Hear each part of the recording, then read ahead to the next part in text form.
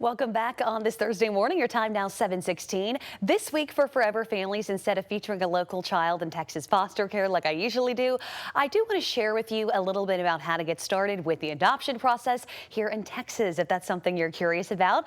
I often see comments from people who think the process is a lot more expensive than it really is.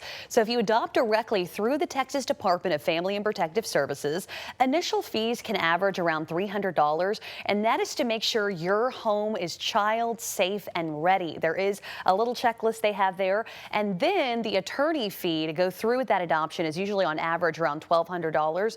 But the state can help with that through adoption assistance programs. Adopting through a private agency is a separate and usual more expensive process. I also wanted to let you know that single parents, LGBTQ+, or older people all able to adopt. A criminal history is not an automatic bar from adoption. It depends on what the charges were and how long ago they happened.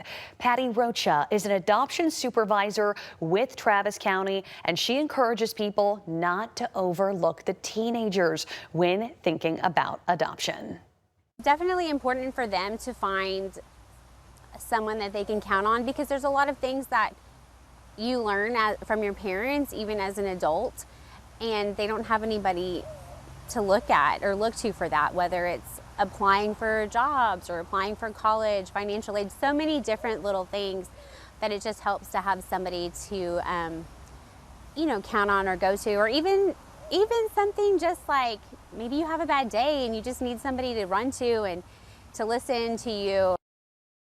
The process takes a minimum of 6 months, really depending how quickly you go through those steps. But at the end of the day, it has to be a good match for not only the adoptive parents, but also for the child. There is also currently a need for foster parents too. I'll have more information later this morning on KVUE.com/foreverfamilies.